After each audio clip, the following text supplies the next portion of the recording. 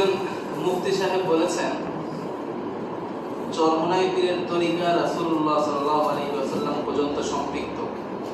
এই বিষয়ে কোরআন হাদিসের আলোকে আপনার মতামত জানতে চাই। ভাই, ওই মুফতি সাহেবকে স্মরণ করিয়ে দেওয়া উচিত যে শুধু চরমোনার তরিকা, বরং পীর সাহেবদের যে 4 তরিকার কথা তারা বলে থাকে, যে 4টা তরিকার কথা ওনারা বলে থাকেন, এই 4 তরিকাই তো আল্লাহ রাসূলের সাথে সম্পৃক্ত করেছেন তারা। আমি বলছি না আদৌ মানে এটা সম্পৃক্ত কিনা আমি তা বলছি না, আমি বলছি ওনারা সম্পৃক্ত করেন। এবং 4 তরিকার সিলসিলা ওনারা এবং সনদ, হাদিসের যেমন সনদ, যে আমি কার থেকে হাদিস গ্রহণ করেছি, আমার উস্তাদ কার থেকে গ্রহণ করেছিলেন, তার উস্তাদ কার থেকে গ্রহণ করেছিলেন, এর প্রত্যেকটা কিতাবের আমাদের সনদ আছে। আলহামদুলিল্লাহ আমারও আছে। আমি বুখারী কার কাছে পড়েছি, আমার উস্তাদ কার কাছে বুখারী পড়েছেন এবং কার থেকে ইজাজত লাভ করেছেন, এবং উনি কার থেকে ইজাজত লাভ করেছেন, উনি কার থেকে ইজাজত লাভ করেছেন, এভাবে ইমাম বুখারী পর্যন্ত রয়েছে। আর ইমাম বুখারীর থেকে তো সনদ আল্লাহ রাসূল পর্যন্ত কিতাবেই রয়েছে, সুতরাং ইমাম বুখারী পর্যন্ত রয়েছে। তো বিষয় হলো যে এই মুফতি সাহেবকে এটা বলা উচিত যে সনদ তো শুধুমাত্র চরমোনা পীর সাহেবের যে তরিকা, এই তরিকার না, অন্য যে 4 তরিকা, অন্য যে আরো তরিকা আছে সেই তরিকার সনদ তো রয়েছে। তাহলে আপনি একটা কথা কেন বলছেন? সবগুলোই বলেন। এবার আসেন মূল কথা। মূল কথাটা হলো যে আমরা এখানে 2টা গ্রুপকে এক জায়গায় পাচ্ছি। এক হলো এই সমস্ত পীর সুফিদেরকে, আর একটা হলো শিয়াদেরকে। এই পীর সুফিরা এবং শিয়ারা, আপনারা জেনে অবাক হবেন, এই যে 4 তরিকা, এই 4 তরিকার সনদও আমি দেখাতে পারবো। মানে তারা যেটা পেশ করেন আল্লাহ রাসূল পর্যন্ত, যে বর্তমান পীর উনি কার থেকে খিলাফত পেয়েছেন, সে কার থেকে খিলাফত পেয়েছে, সে কার থেকে খিলাফত পেয়েছে, সে কার থেকে খিলাফত পেয়েছে, এই পর্যন্ত যেতে যেতে যেতে যেতে এই 4 তরিকা এক জায়গায় মিশেছে। কয় জায়গায় মিশেছে? এক জায়গায়। তিনি হচ্ছেন হাসান আল বসরি রাহিমাহুল্লাহ। তিনি কে? হাসান আল বসরি রাহিমাহুল্লাহ। হাসান আল বসরি কার থেকে খিলাফত পেয়েছেন? তিনি নাকি আলী রাদিয়াল্লাহু আনহু থেকে খিলাফত পেয়েছেন। মানে ঐতিহাসিক মিথ্যাচার।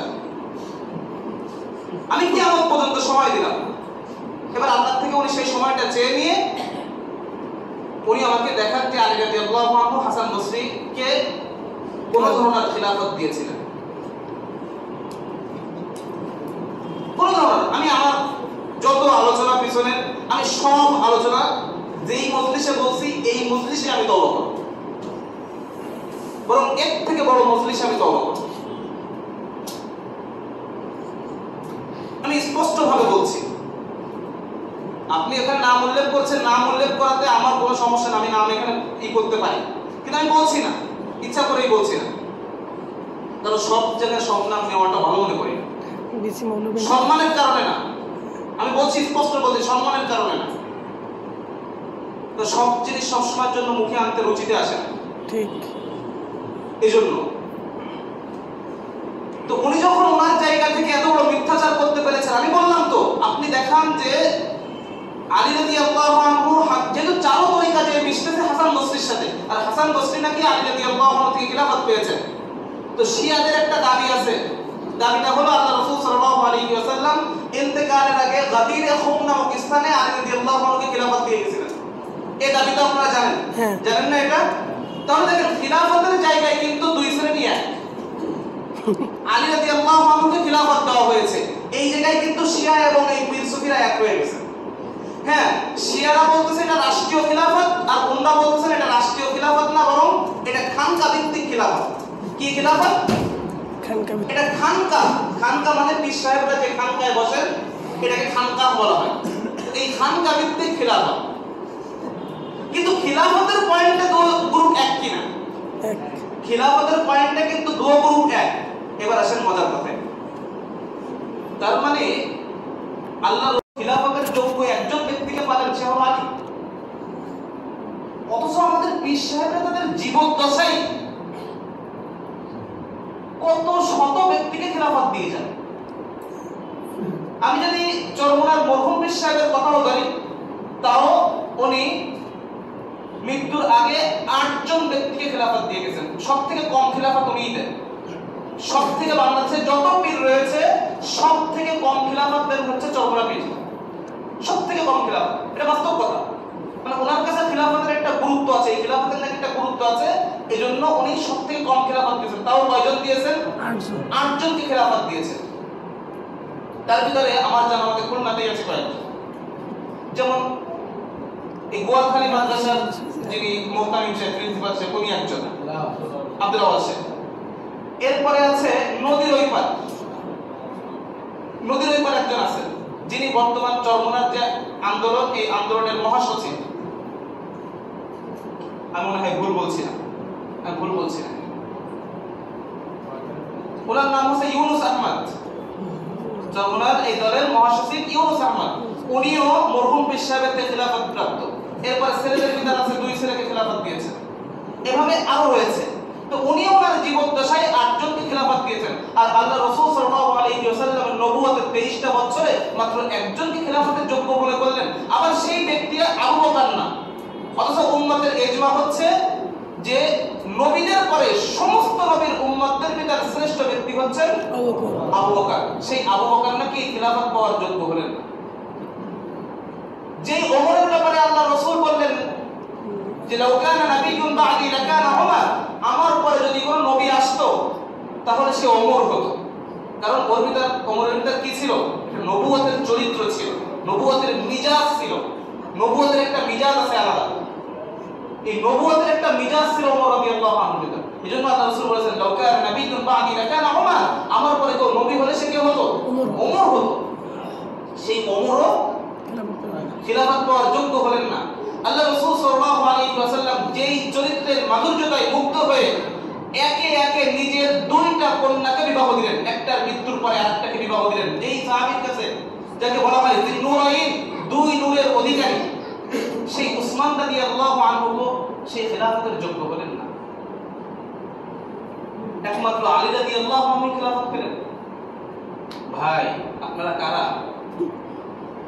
আপনাদের থেকে তো শিয়াদের গন্ধ পাচ্ছি আমি, আপনাদের এই কথা থেকে শিয়াদের গন্ধ পাচ্ছি, কারণ ওদের দাবিও একই যে আল্লাহ রাসূল সাল্লাল্লাহু আলাইহি ওয়াসাল্লাম মৃত্যুর আগে আলী রাদিয়াল্লাহু আনহু খিলাফত দিয়েছেন। নাউযুবিল্লাহ। তার মানে এইজন্য ওরা বলে যে অল্প কিছু সাহাবী ছাড়া সমস্ত সাহাবী কি হয়েছে? আল্লাহ রাসূলের পরে মুরতাদ হয়ে গেছে। আল্লাহ রাসূলের ইন্তেকালের পরে অল্প কিছু 5 থেকে 6 জন সাহাবী ছাড়া অধিকাংশ সব সাহাবী আল্লাহ রাসূলের এই আদেশ না মানার কারণে মুরতাদ হয়ে গেছে। এজন্য খামিনি তার বইয়ের ভিতর লিখেছে, আমি সৌদি দখল করতে পারলে আল্লাহ রাসূলের পাশ থেকে 2 মুনাফিককে সরাই ফেলব। যেই মুনাফিক আল্লাহ রাসূল থেকে এই ক্ষমতা নেওয়ার জন্য রাসূলের সাথে নিজের 2 মেয়েকে বিবাহ দিয়েছিল। বুঝতে পেরেছেন বিষয়টা? তো এজন্য উনি যেটা বলেছেন, এই মুফতি সাহেব যেটা বলেছেন, এই মুফতি সাহেবের কথা শুনে এটা না, ওনাকে এটা বলে দিয়েন যে শুধু চরমনার তরিকা না, আরো যত তরিকা রয়েছে। চরমনা বিশ্বাস তার প্রত্যেকটা বইয়ের ভিতর ভূমিকার ভিতর লিখেছেন যে পরকালে মুক্তি পাওয়ার জন্য কিতাবে 126 তরিকা বলা হয়েছে। তার ভিতর সবচেয়ে শর্টকাট তরিকা হচ্ছে চিশতিয়া সাবেরিয়া তরিকা। সবচেয়ে শর্টকাট তরিকা হলো কি? চিশতিয়া সাবেরিয়া তরিকা। পুরো প্রত্যেকটা বইয়ের ভিতরে কথা রয়েছে 126 তরিকা। আচ্ছা ভাই, কিতাবে 126 তরিকা বলা হয়েছে, কোন কিতাবে এটা? দেখেন একটা বিষয় বলছেন, যখন আপনি বলবেন কিতাবে বলা হয়েছে, কোন বিষয় যখন আপনি স্বাভাবিকভাবে রাখবেন তখন এই স্বাভাবিকতার সর্বোচ্চ পর্যায়ে উদ্দেশ্য হবে। তো যখন বলবেন কিতাবে বলা হয়েছে, মুসলিমদের কাছে কিতাবের সর্বোচ্চ পর্যায় কোনটা? কুরআন। তো কুরআনে কোথায় 126 তরিকার কথা বলা হয়েছে? আর একটা পয়েন্ট দেখেন, বাকি নামাজের পরে কিতাবে তালিম হবে। ভাই কোন কিতাবে তালিম হবে? কোরআনের তালিম হবে। কিতাব যখন আপনি সাধারণ রাখবেন, আম রাখবেন, ব্যাপক রাখবেন, তখন ব্যাপক বিষয়ের সর্বোচ্চ পর্যায়টা উদ্দেশ্য হয়ে থাকে। হ্যাঁ, এখানে হয়তো বলতে পারেন যে যেহেতু বারবার পড়তে পড়তে অভ্যাস হয়ে গেছে এজন্য মানুষ ওইটা বোঝে, ঠিক আছে, ওটা মেনে নিলাম। কিন্তু কিতাবে 126 তরিকা বলা হয়েছে, এই কিতাব কোন কিতাব? পরকালে মুক্তি পাওয়ার জন্য 126 তরিকা বলা হয়নি, বলা হয়েছে কুল হাদিহি সাবিলি আদউ ইলাল্লাহ। সাবিল বলা হয়েছে, এক বচন বলা হয়েছে, এটা বহু বচন নাই। ওয়া আন্না হাযা সিরাতি, সিরাত এক বচন বলা হয়েছে, বহু বচন বলা হয় নাই। ইহদিনাস সিরাতাল মুস্তাকিম, সিরাতাল মুস্তাকিম কে এক বচন বলা হয়েছে, বহু বচন বলা হয় নাই। এরপরে আল্লাহ তাআলা বলেন যে ইখরিজুহুম মিনাজ যুলুমাতি ইলান নূর, যে আল্লাহ তাআলা কোরআনের মাধ্যমে মানুষকে অন্ধকার সমূহ থেকে এক আলোর দিকে বের করে নিয়ে আসেন। এখানে যুলুমাত অন্ধকার এটাকে বহুবচন আনা হয়েছে, কিন্তু যখন নূর বলেছেন, আলো বলেছেন, হিদায়াতের কথা বলেছেন, তখন এক বচন এনেছেন। বড় দরকার ছিল মিনাজ যুলুমাত, এটা যুলমাতুনের বহুবচন যুলুমাত, কারণ গোমরাহি অনেক থাকে, ভ্রষ্টতা অনেক থাকে, কিন্তু এর বিপরীতে হিদায়াত কয়টা? হিদায়াত একটা। এজন্য আল্লাহ বলেছেন মিনাজ যুলুমাতি ইলান নূর, আল্লাহ বলেন নাই মিনাজ যুলুমাতি ইলাল আনওয়ার। নূরের বহুবচন আনওয়ার, তো আল্লাহ সেটা বলেন না, আল্লাহ বলেছেন মিনাজ যুলুমাতি ইলান নূর, মানে অনেক অনেক গোমরাহি থেকে আল্লাহ তাআলা এক হিদায়াতের প্রতি কি করেন? নিয়ে আসেন। তাহলে হিদায়াতের বিষয় কি 126 নাকি এক? আর সেই হিদায়াত কোথায়? কোরআন এবং সুন্নাহ।